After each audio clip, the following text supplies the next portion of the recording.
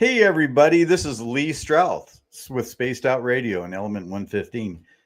Unfortunately, Jackie will not be joining us today, but, she gives us her well wishes and all of that.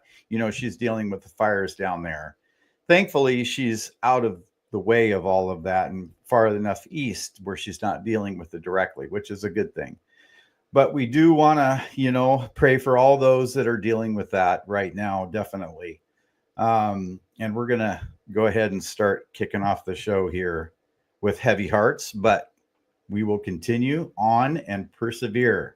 So I want to welcome Kira I Am to the show. Welcome, welcome. And let's see, we got Kitty Cat Whack in the house. Welcome. Frankie B's here. We got Deidre C. We got Frankie B. If I couldn't make that perfect any other way, but it's rhyming, so we're going to go with it. All right, we got Jay Truth Seeker, and we got Tim James. We got Michelle B is here as well. Welcome, welcome. We got them keep popping in. We got Lee the Bee here as well. Welcome, guys. And Jenny Mari, thank you for joining us tonight. And yeah. I got to figure something out special for your name. Anyway, we got Eternity Eternal, and we got Mel WD40 coming in. Cosmic Joe Chronicles. Welcome. Welcome, everybody. As you all keep piling in here, it's 8 o'clock. It's time to get this show started. And tonight, ladies and gentlemen, we have got Shane Gorrell stepping into the hot seat. And I'm excited for this because this guy, he has done a lot of things in his life. Let me tell you, I was talking to him, before the show, and he's telling me about all the crazy, cool stuff that he has been involved with. And tonight we're going to talk about the exploration of lost and forgotten civilizations in the Americas. So that is super cool. Not only that, he has been to Blind Frog Ranch. He has been doing research on Bigfoot and all this other stuff. So we're going to have him back. We can't just have him for one show. This guy's too darn cool. Anyway, I'm going to get the intro popping, and then we're going to welcome him to the show. All right, so just hold on one second, and I'll get it going.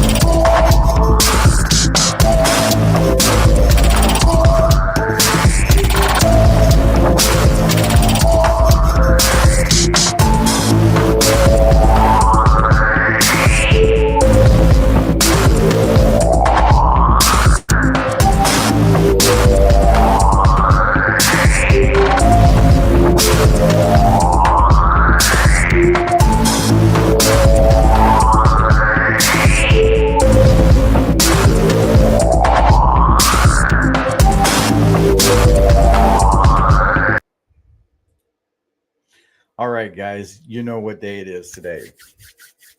It is Friday. That means we've got Element 115 in the house with Lee Strauss. Rhyming stuff a whole lot this evening. Anyway, I am so excited for tonight's show. We got Deb from SAC that just popped in. We got, wow, I said Cosmic Joe already. We got Joe Truth Seeker. We got JMJ12.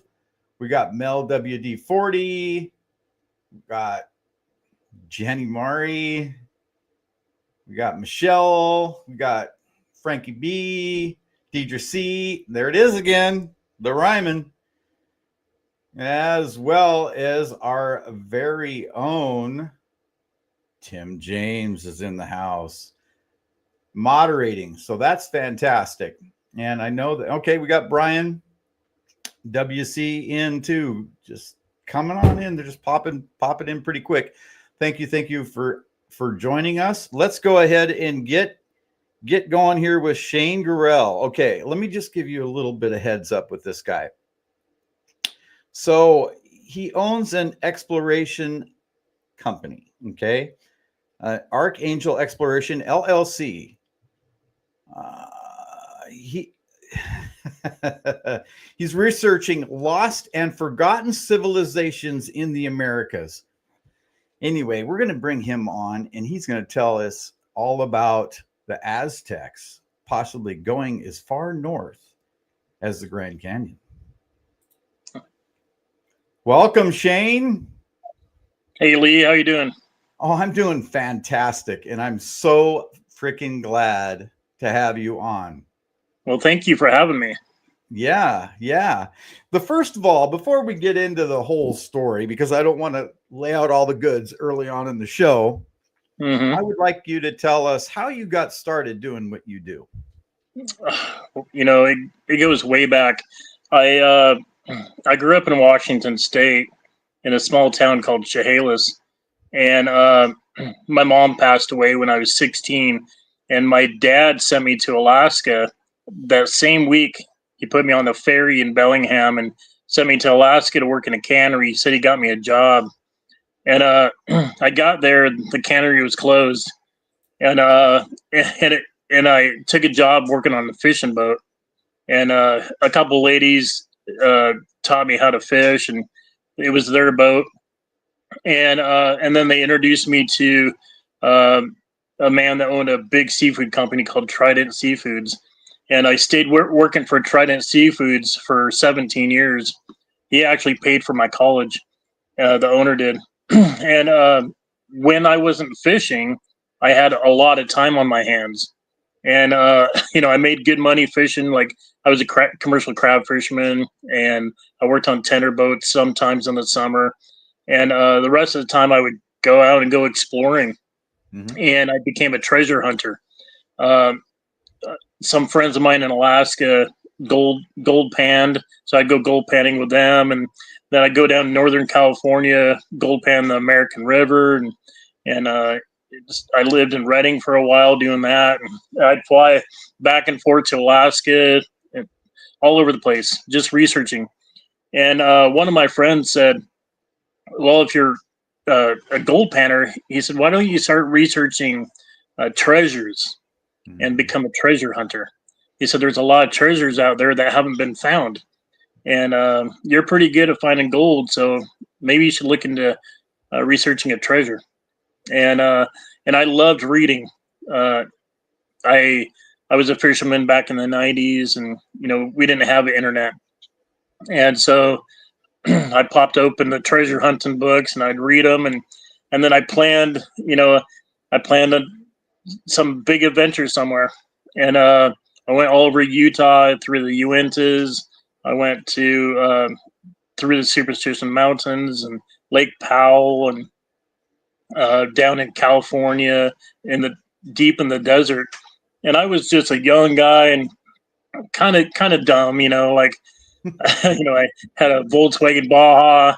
I thought, I'll never break down in that thing. And I'd go way out in the middle of the desert and looking for treasure. And it took me years. I couldn't find anything. And then I didn't start actually finding real treasure until about 4 years ago. And I'm 53 years old. So I spent most of my life looking and never found anything. Wow. That's pretty amazing that you go that long. But sometimes it takes a while to get your name out there and get familiar with certain people so that you can learn certain things, because a lot of people just want to keep that stuff secret to themselves. And Yeah. until they really build up a relationship with you and start to trust Mhm. you and that sort of thing, I think Yeah. that would go along and Mhm. foster, over time, a good relationship with people. And Yeah, and you have to sit and kind of ponder to yourself. Like I had camper vans over the years, and I would just sit and think about, okay, all these treasure hunters, millions of treasure hunters, got their gold pan or their gold dredge, and they're dredging creeks, and they never really find real treasure, like Aztec treasure. And I wondered why. I wondered, am I searching the right location? I know Arizona used to be Mexico. And I thought, okay, it used to be Mexico. Did they make it this far north? And yeah, I didn't really want to. I didn't feel comfortable going down into Mexico researching, uh, going out into the hills of Mexico, you know, or going down to yeah, Guatemala and looking for ruins or treasure. So I just had to really think outside the box and mhm. think differently. Right, Mhm. right. Now, I've noticed that you had a couple pictures before of just like the map, the stone map. Can you Mhm. tell us what that's about? Yeah, the Peralta Stones uh, are stone maps that were found in the Superstition Mountains, and each stone has an engraving on the stone, and and some people believe it's a map to a treasure, and other people think they're fake. Um, Myself, I thought it was a treasure map, but I thought I thought it was a map that actually led you to um, a different kind of treasure, not necessarily um, Aztec treasure, but after I started to decipher them, I figured it would lead me to something um, more profound. Like the Ark of the Covenant, possibly, or Yeah, the Ark of the Covenant. so there's a lot of theories about where the Ark of the Covenant is put to rest. True. Yeah. Scott Wolter from America Unearthed believed the Knights Templar brought the Ark into the New World to hide it. Um, I think Scott was right, and I think they knew where they were going. And I also believe the Knights Templar were teaching Christianity to the Aztecs. And because if you look at the Aztec like their dresses, I call them costumes, but their dresses, they have crosses all over their dresses. And and on their headdresses, there's crosses, Christianity crosses, or crosses. Um, and it made me wonder why do they have crosses on their dresses? And then when I started finding Knights Templar carvings and carvings of the Knights Templar with what appeared to be Aztec in nature, I thought, okay, maybe they were teaching Christianity to the Aztecs. Yeah, yeah. I've often wondered how far north they've come. Do you think that they've come all the way up into, let's say, maybe Oregon or Montana, or has Yeah, it pretty much? definitely. They were definitely in Montana and Colorado. I would have to say they were probably in Oregon. I know they were in Northern California. I've looked at some carvings in Northern California in Trinidad. There's some carvings, and that someone called me and wanted me to come research. And then in Colorado, where the Continental Divide is, and there's a lot of carvings there. There were trade routes that went all through um, the states, and we're talking 3,000 years ago. And the boats they would have used were small, really small, and made of grass like hay. And there would have been a guy on both sides of a creek pulling the boat along with whatever they have had to trade with, or their food and supplies. Just to let you know, there people are asking how they can get in contact with you already. We'll talk about that at the end of the show, just so that everybody can get your contact information if they would wish to talk with you after the show, or through email or whatever the case may be. But okay. So you say that you've seen like Aztec carvings in stone along with Templar carvings in stone. That's right. Yeah.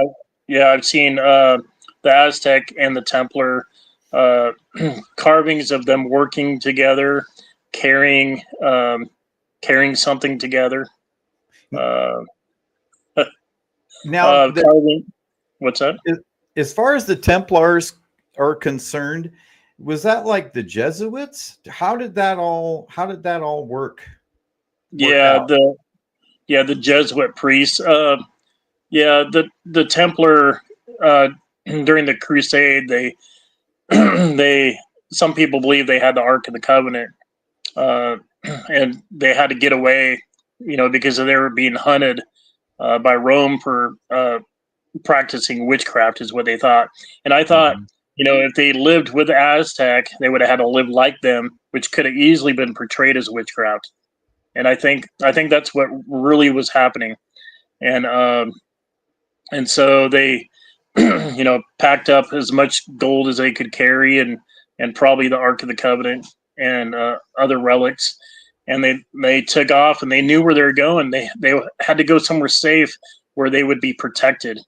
And if they were already teaching the Aztecs and living with them and like them, I think that's where they would have went. And knowing that 20,000 strong would have protected them.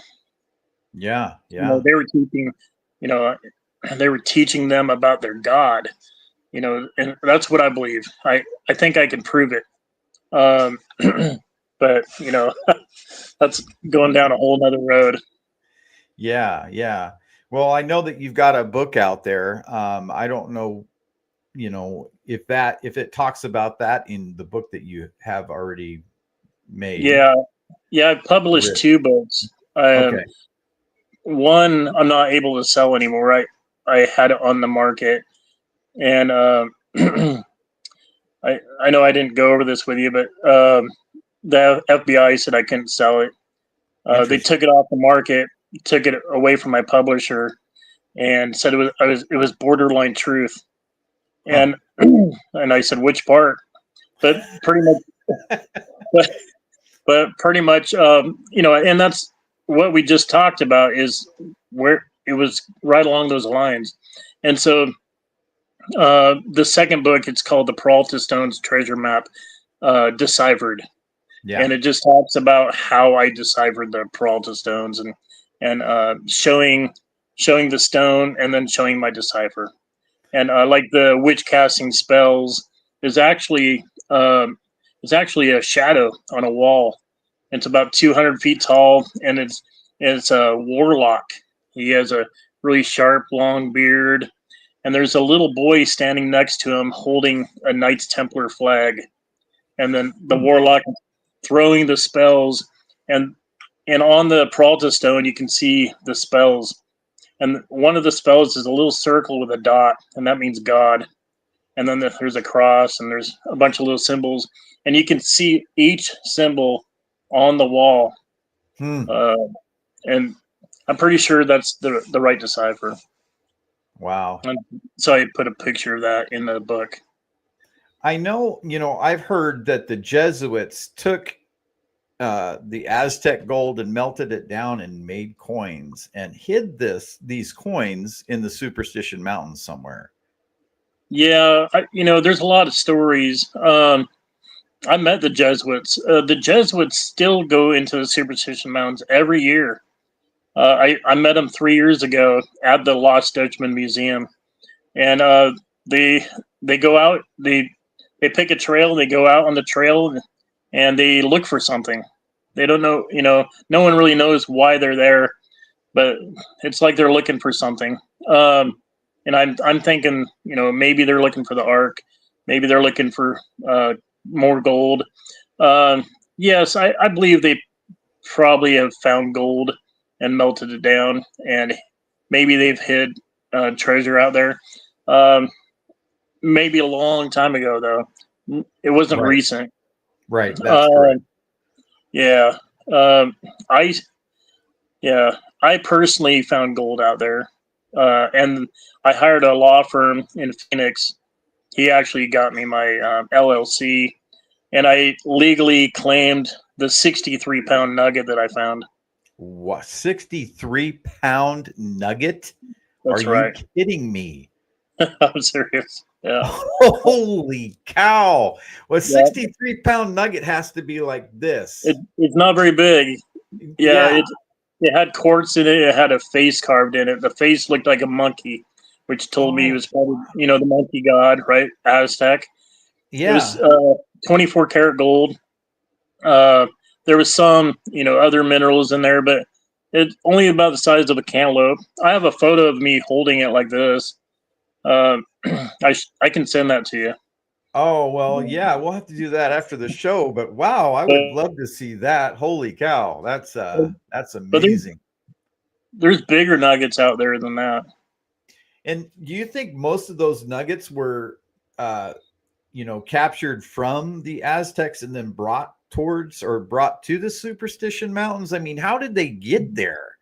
Were the Do Jesuits involved? I mean, you want how deep down the rabbit hole do you want me to go right oh, now? let's go deep, brother. Let's go. Do you? I'm ready. Okay. So I look back at my wife to see if she's listening. So uh, my wife doesn't believe in aliens, but I'm gonna go deep in the alien world right now for you. Okay. So I discovered something in those mountains. Um, there's gonna be some people that don't like this. I'm sorry, but I'm just gonna tell the truth. I found these giant hooks on the side of the mountain, and they're 20 feet tall. They're massive hooks, and some of the hooks actually have an object attached to them, and some of the hooks don't, and they open and they close. Just like a massive hook. Right. And and I believe it's a UFO that's attached to them. Now, Ooh. between the hooks, there's gold, and Okay. it looks like. Mm-hmm. It I'm, looks I'm like, yeah. I'm thinking back to the Nazi bell right now. You're talking about these hooks holding a UFO, maybe with some chains and this sort of thing. And that reminds me of the Nazi bell. Okay. Would you imagine it would be similar to that? Definitely similar to that for sure. Yep. And it's interesting. So right between the hooks, there's a diamond shape. My first, I'm sorry, my second book, the Peralta Stone book. If you look it up, you'll see a heart shape. It's a heart stone with a giant diamond of gold in the middle of it, and it's about, I think it's around 20,000 pounds of gold. And there's some writing on it, and I tried to decipher the writing, and there was no known dialect, but it took a couple of years for me to figure out what that really was. The diamond is actually like a door, like a swivel door, and on each side of the heart there's these hooks. So a craft would land on those hooks, and Oh, then there's a door under the craft, and the swivel door would open up, and then they would enter into the mountain. okay. So it's And then they would link up to that gold, maybe for a computer or some kind of, maybe charging. I don't know what. I haven't gone that far yet, but but well. there's a lot of them out there, and I found one that has a craft on it, and it's not that hard to get to. And actually, I posted on my Facebook this morning. So sometimes it has this craft on it that has two discs. It's a disc, and then this little line-like thing, and a smaller disc. And you can see the hole. It's a really ornate doorway and this massive cavern that goes into this mountain, and Okay. it's just covering it. And then I have other photos from months before with a different object on that hole. So Okay. that's when it gets really interesting. It I makes you need want to. get out there and put some game cameras up or something. Yeah, I just need a little clarification on that, just a little bit. So, are we Okay. talking about like a carving on a rock? Is what you're No. looking at, right? Okay. No, it's actually a craft hanging on a hooks, and then you can kind of see off to the side a hole that goes back into the mountain. Okay. Can you see that? I'm trying to in my mind. I'm trying to Oh get yeah, it into okay. my mind's eye. Yeah, all right. I thought you pulled up my Facebook. Oh no, I have it no. on there for public Yeah, view. that But would distract me because I'm trying to also read all of the comments over here on the side as well.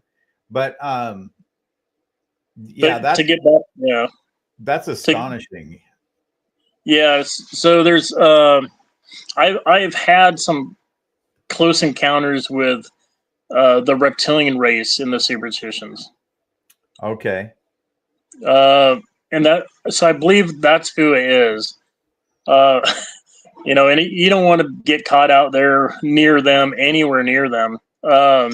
They move a lot quicker than we do, and when you see them, if you ever see them, they're like a blur. That's how fast they are. Just a blur, boom, gone. And but I was flying my paramotor, and I was flying up through above Peralta Road in the superstitions. And I flew up the canyon, and then I wanted to go back down another canyon where Gold Canyon is near the hydroglyph trail. And so I pulled hard on my brakes and pulled hard on my left brake so I could swing my paramotor around and dive into the canyon. And when I did that, I saw a group of them. They're right there, standing pretty high up on a rock ledge, and Yeah. they were looking at me. And I swear, they look like dinosaurs. Wow. They're humanoid, and they had this like leather vests on, and then they had this round thing on their chest. Yeah, looked like a piece of glass or something.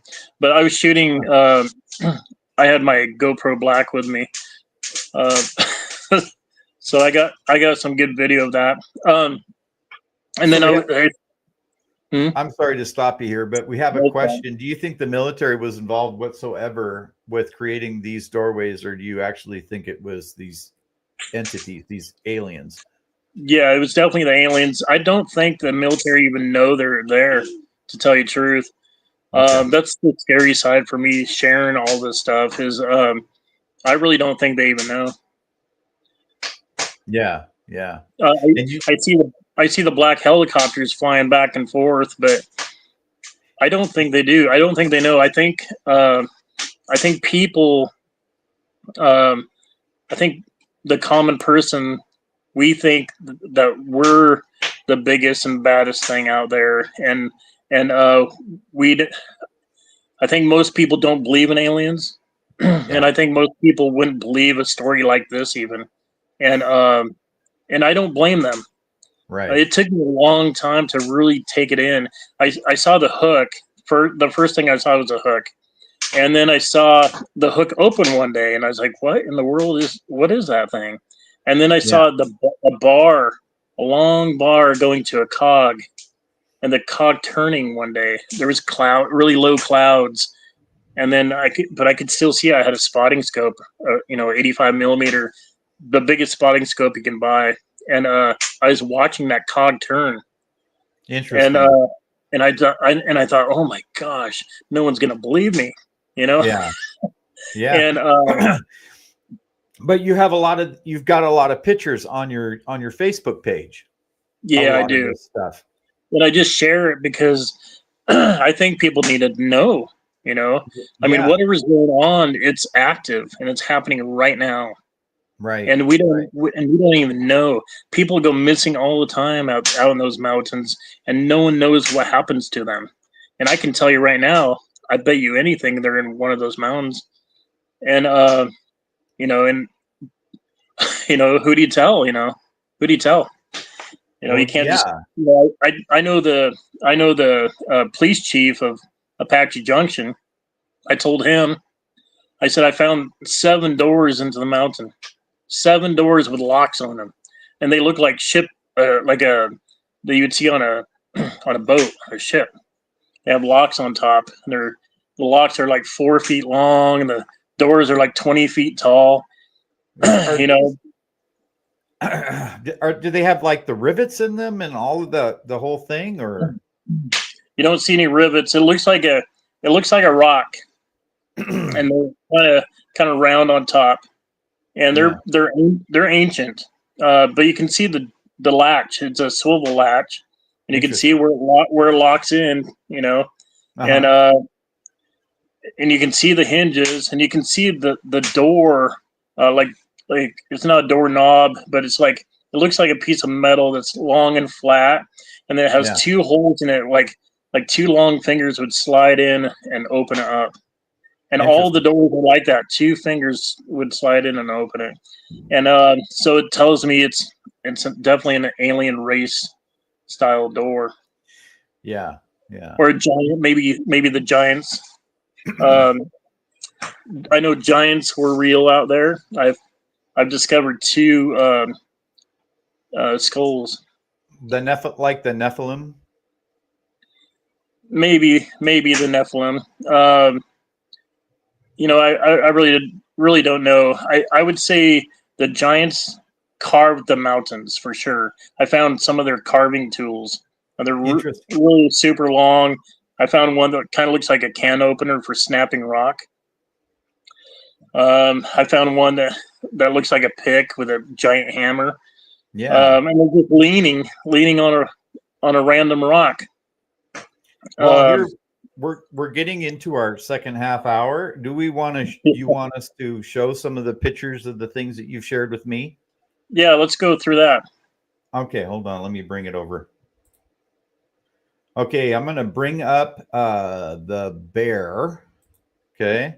Mm-hmm. Oh wow, it's actually too big for the page. Maybe you can slide it down to where you can see the face. I can't actually. It's kind of stuck where it's at. Okay. Let's go to this one here, and we'll put ourselves behind here. Okay. Let's see. So, what are we looking at? So that's in the Grand Canyon. I heard stories of pyramids in the Grand Canyon. Yeah. And I lived in Alaska at the time. I was living in Homer, Alaska, and I flew paramotor. So I had a 20-meter wing and a 40-meter wing, a trike, and I was flying a Monster 185. And I thought, well, when I get down to Arizona, I want to go fly through the Grand Canyon. Yeah. Well, so I flew from Anchorage, Alaska down to Salt Lake City, and I bought a van from an LDS member, and sight unseen, he picked me up at the airport. I paid $900 for this little Dodge Caravan. He said it ran great, so I took his word for it. And all I had was my paramotor. I had 3 big boxes, so I took the seats out of the back of the van and gave them to a thrift store. I don't remember, Goodwill or something. And had my paramotor in the back. I stopped at the thrift store to buy a sleeping bag and blankets, and so I could sleep in the back of it. And then I drove down the highway. I got to the North Rim, and I put my wing out, stretched it out, and got it all rigged up, and put my trike together, and people were lining up all around me. They said, "Are you gonna fly the Grand Canyon?" I said, "Yep." And nice. And then they're like, "You're crazy." I'm like, "Yeah, a little bit." And they said, "Are people going to show up and meet you here and fly with you?" And I said, "Nope, just me." And they're like, "What happens if you crash or something?" I said, "Then I'll be down there somewhere." And they're like, "Oh my God, you can't do that. You can't do that. That's not safe." And I said, "I know, but I'm still doing it." Yeah. I said, "Tomorrow morning I'm gonna fly out, and I have 7 gallons of fuel. That's good for about 7 hours of flight." And so I flew with my 40-meter wing. So could use less fuel, and there was a little bit of a headwind. And my main objective that day was flying around a mountain called Mount Isis. ISIS. I wondered why the government named it Mount Isis. There you go. And because Isis was an Egyptian god, right? So Yeah. And I heard stories with Kincaid, the explorer that claims he found an Egyptian tomb in the Grand Canyon, and I wanted to know if the stories were real. And and me, I'm an explorer. I have to see it, to believe it. So I pulled out my 40-meter wing and flew right over the side of the canyon, and it didn't take long to get to Mount Isis, and I flew around it. Sure enough, it's a temple. I wouldn't call it a pyramid. Pyramids, 4 sides and are pretty high, right? And steep with staircase all the way up. But this is more like a really long temple, about 5 miles long. I would say probably thousands of people could have easily lived in there. 5 miles long. Yeah, about 5 miles long, and it was really it looked like a mountain on the front side with a doorway, and you can actually see it. If you look at that photo, the temple is right behind. You can see my name, Archangel Exploration, and the temple is right below that, and the door. It's probably cropped out or something. The door is on the top left. And right next to it is a petroglyph of a duck, and that tells me it was Egyptian. Although the carving appears to be a turtle, I think it could be a bird of prey. Okay. With the wings fast back. Yeah. And in the wing, you can kind of see they put charcoal in the wing to show the definition. That's still. It's about 500 feet up. So we're talking, it was carved when the water levels were higher, maybe 10,000 years ago. So, they would have had no way to get there unless it was alien related, which you never know. I would say definitely the Egyptians were in the Grand Canyon. There's carvings and there's a sphinx on the left side of Mount Isis. There's a sphinx, and you could tell that someone shot at it with some kind of high-powered I wouldn't say rifle, like maybe a gun of some kind. Okay. Trying to destroy it. Okay. There is doorways all the way down the side of the temple. Is this part of the Grand Canyon that's been blocked off? Because I know there are some areas you can't go into in the Grand Canyon that the government keeps people out of. At the time I didn't know. I came down from Alaska. And I was in the parking lot. There was no signs anywhere in the parking lot that says you can't fly drone, you can't fly. No signs anywhere. I still haven't seen a sign anywhere in any mountain range, even in the Superstitions. There's no signs that say you can't fly a paramotor, and tons of people flying paramotor, and people even base jumping and squirrel shooting off the Superstitions. So even though they say it's illegal, I knew all the rangers in the Superstitions, and they were fine with me flying paramotor. Now in the Grand Canyon, when I came back out, someone had called me in. Oh boy! And when I landed, there was a ranger, and she said, "If I ever catch you flying again, I'm gonna have to call the authorities." Really? And she said it's a federal offense, but she let me go because it was Christmas morning. Wow! So was it because you were flying paramotor, or was it because of where you were flying at? Where I was flying at. Restricted area.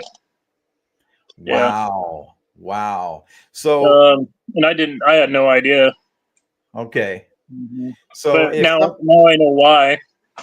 yeah, exactly. If somebody was to Yeah. go to Google Earth and look up this location on Google Earth, would they be able to see a pretty good, you know, landmark or something that might look like a temple or something there? Yeah, if you get, get a big screen though, the smaller the screen, you're gonna have a hard time making things out. You get a big screen or blow up on your big flat screen TV, and then and zoom in and then tilt it a little bit, tilt it back a little bit. You should be able to make out the doorways. You should be able to maybe even see some ancient alien technology. Okay, so what was the name of the mountain again? Mount Isis. Okay, I'm gonna write that down because you know what I'm doing this weekend. That's an easy one to remember. That's an easy one to remember. But and then this pillar where you see the bird head or Here, let me turtle. flip that back for everybody to see here. Okay, Uh, yes.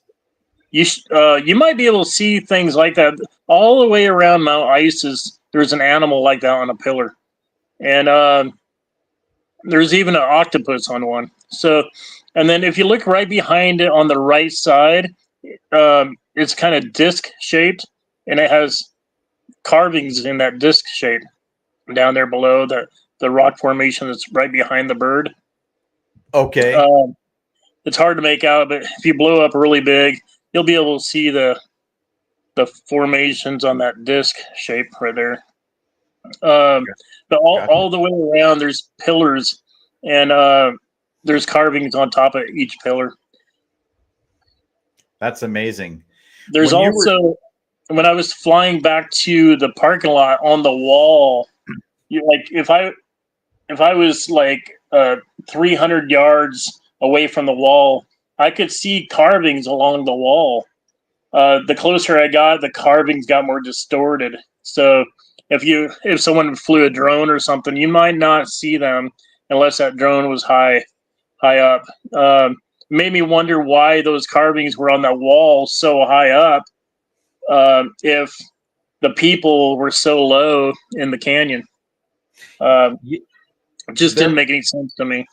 they're meant to be seen from the sky is what it tells me. Yeah, you're on something right there. Yeah. Yeah. Yeah, That's what it definitely. sounds like. Yeah, and there's a woman with a headdress and Yeah. with bright green eyes. Looked like emeralds in her eyes. And another rock formation. Yeah, rock formation that's carved into the wall on the north wall. You know, I'm wondering about a lot of these formations.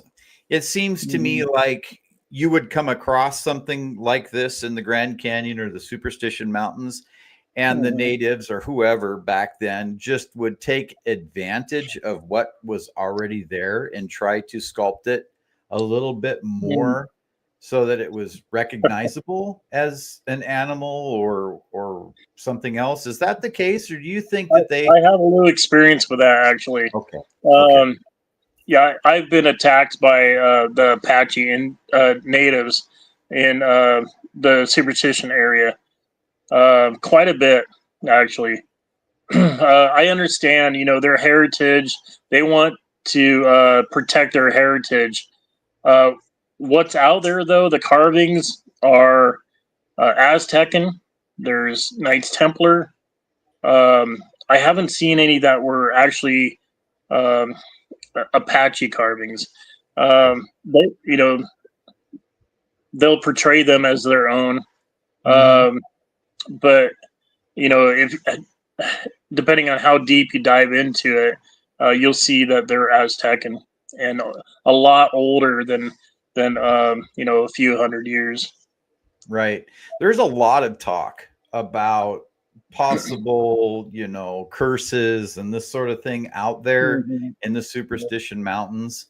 And we had talked earlier briefly today, and I had Mhm. mentioned that, and you had Mhm. said that you don't believe in the curses. What is happening to I don't people believe in the out there? curses. Yeah, I don't believe in the curses. I believe, there are definitely some bad people that go out there and probably shoot people. Yeah. I've been shot at myself. I had a really scary shooting, and I was just driving my camper van down Peralta Road, and this guy was leaning over a white Jeep. I didn't see him right away. My windows were down, and I had passed his viewpoint, and I heard two bullets fly in front of my face. It was like choo choo, and I was like, oh my gosh, I'm lucky to be alive, And I turned back, and I could see him laying over his white Jeep. It looked like maybe a brand new, maybe a rental Jeep or something. And he had a high powered rifle, and he was shooting at me. And Oh, you know, what do you do? I'm heading towards the mountain on a old dusty dirt road. And there's people everywhere. yeah. And then you got this psychopath shooting at you. So Um, I'm wondering if he must have known that what you were doing out there. you And never know. You never know. you Um, know, yeah, I don't let fear like that hold me back. I live my life, and you know what I yeah. mean. I I've been shot at flying paramotor too, and I actually ended up putting a stainless steel belly on my paramotor, and to ricochet the bullets if I get shot when I get You're shot at. kidding me. You're No, kidding me. no, Holy and smokes. I carry an AR, um, and it shoots 227, Yeah, I and was think with we big call them clip. we call them on the show, we call them pointy sticks. Yeah, yeah. I'm sorry. Yeah, so Oh, that's uh, all good, brother. yeah, but I'm packing really heavy when I go out there. Yeah. And, red laser dot, and because I've had some close encounters with mostly crazy people.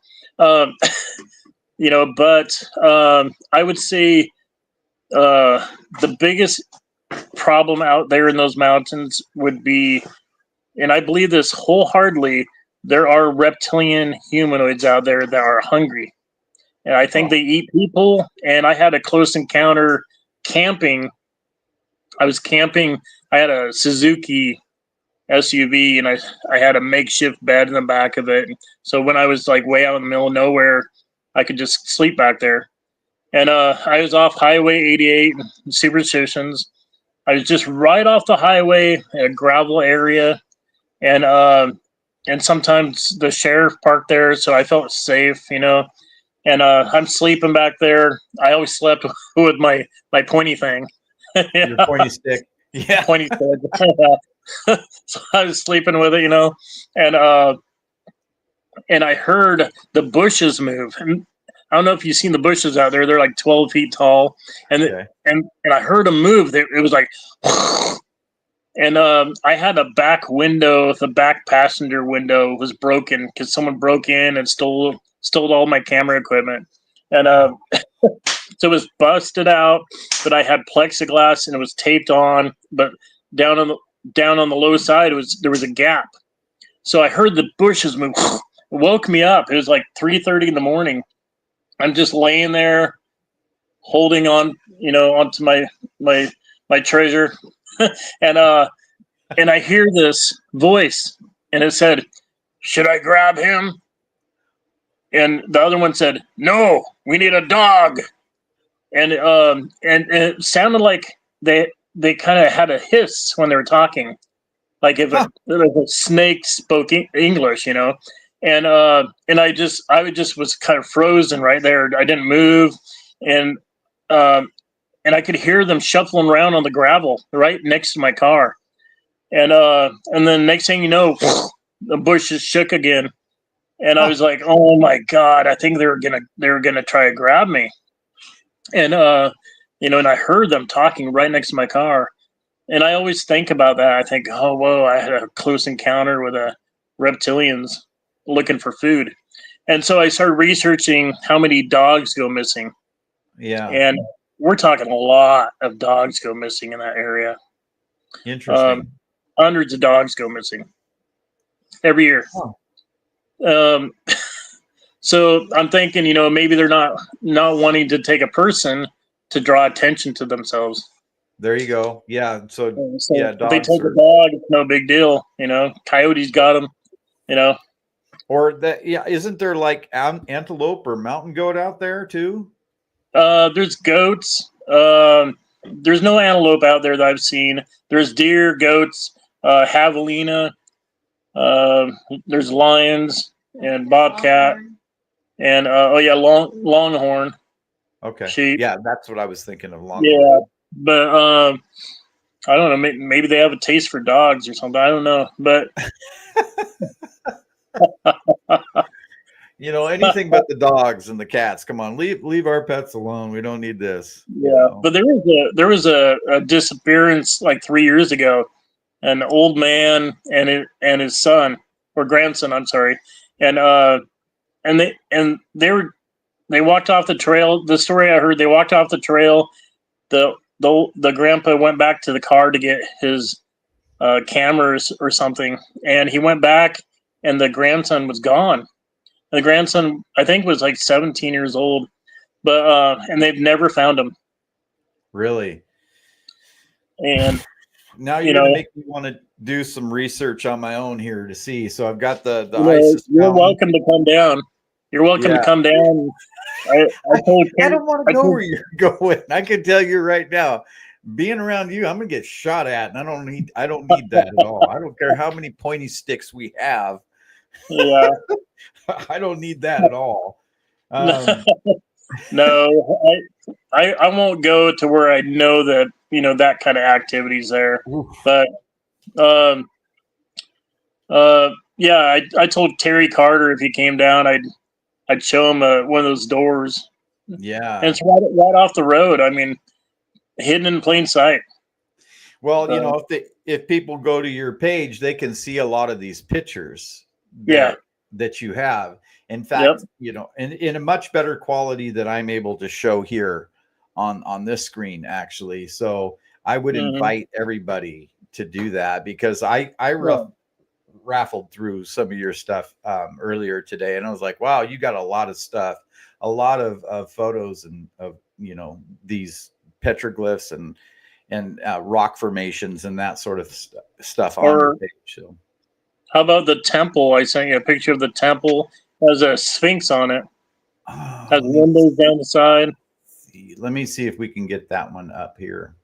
Yeah, I found several temples. This one here. Let's see. Let's move out of the way. Oh no, that's definitely interesting. Yeah, that's the one that has a face in it. They can't see that though. No, it's horrible. The quality is so bad. The face is a little bit higher. Yeah, that's too bad. For some reason, it's not. And then it's cropping the photo too, which isn't good. Can you put another one on there that I sent you? This one here. Yeah, that's a Roman helmet. Here, let me try to get out of the way.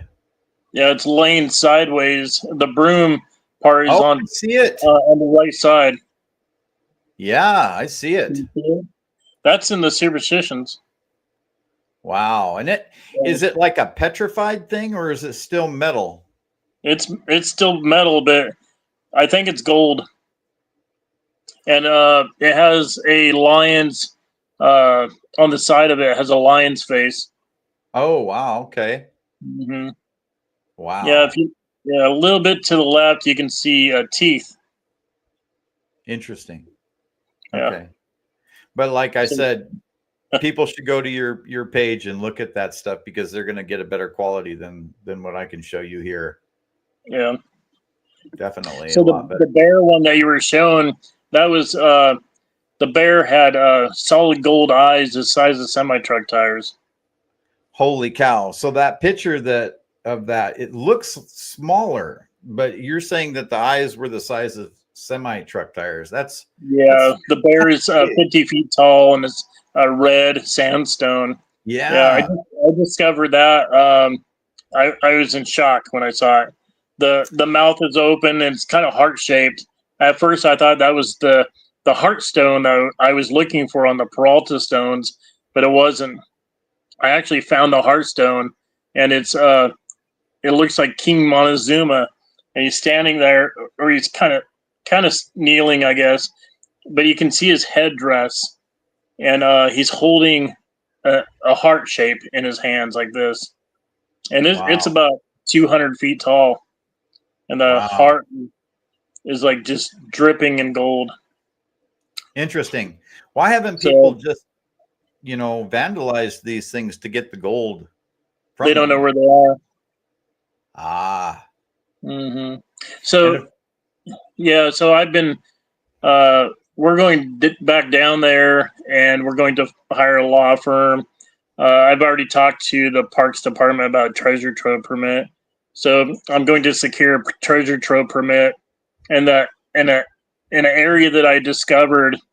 It's a little ways away from the superstitions, but it's where I believe the Aztec were, and yeah. there's quite a bit of gold. Uh, Wow. Hmm. yeah, like boulders of gold. Interesting. I mean, Yeah, I can't even imagine. yeah. There's a carving of a monkey face that's on this little hillside, and it has boulders of gold in the face underneath the eyes, and the boulders, like one boulder is the size of a Tesla. Wow. Yeah. Um, it's amazing to me that nobody has got a hold of this stuff, and Right. and you found most of this stuff because you were using your not paraglider, was it Paramotor. your paramotor? Yeah, some things I found with my paramotor, you can't see gold with a paramotor. All the gold is covered in like, I would say, like hardened mud. So Oh, maybe like there was a flood of some kind, and mud came in and covered everything. So if you don't know what you're looking for, and you're not sure of the designs you're looking for, you probably won't see anything. But I me, gotcha. I've been researching my whole life, and I know the designs and the areas, and I've researched, like I said, trade routes. I've researched water levels. Um, when the Aztec, when I thought maybe they were in Arizona and Yeah. Utah, where Arizona was Mexico. So Yeah. uh, doesn't take long to research some of the history books to see that the Aztecs went north, Right. but Yeah. no one really knows how far north they went. Yeah. A lot of people believe they went into Utah and up into the Uinta Right. Mountains, which I believe they probably did. They probably Yeah. mined up there. Yeah. But where was their home? Their home area, and Right. that's the area I believe I found. So Gotcha. in real life, it would be called the Montezuma Lost City of Gold. But Okay. Yeah. it's gonna take And lawyers and investors and a lot of time. so we're gonna have to get through here and talk about where people can contact you and that sort of thing, hmm because we're getting short on time. Yeah, um, I mainly like researching the Knights Templar in the New World, though. Gotcha. Um, And so, where can people pick up your book? you can pick it up on Amazon. Okay. Amazon's the cheapest place to pick it up, And and what's it called? uh, the, the Peralta Stones treasure map deciphered, and Gotcha. then I have an ebook as well on Amazon. You can just type in my name, Shane Gorrell, on Amazon, and my ebook is The Lost Dutchman's Treasure: Story of Truth. Gotcha. And if hmm people want to get a hold of you, they can get a hold of you how? Through Facebook is Through the best Facebook. way. Just under my name, Yep. Shane Gorrell. You'll see a picture of me um, out hiking. You'll probably see a picture of the bear with the gold eyes. Yeah, I did see that there. It was pretty awesome. I hope Yeah, everybody can go and visit. And I'd like to get you on with Dave Scott sometime here in the future. So we'll be that'd be trying to great. do that. Okay. And I can come back on with you and maybe talk about a specific interest that people are interested in. Oh yeah, And and I want to get you back on for Bigfoot too, because you've yeah, done some of that yourself, and yeah. definitely want to And I'd like to talk. get you in the field. Maybe we could do a live in the field. Yeah. Anyway, thank you very much, Shane. I'm gonna actually put you back in the green room. If you'd hold out while I hit my intro, I'll get back to you in a minute. Okay, thank you, everybody. Thank you for watching. All right, everybody. That was awesome. Awesome. Awesome. Thank you all for joining us tonight at Element 115 and Spaced Out Radio. Dave Scott will be up next, so join him. That should be pretty awesome. Pretty awesome show with Dave. And I should be on later. See y'all.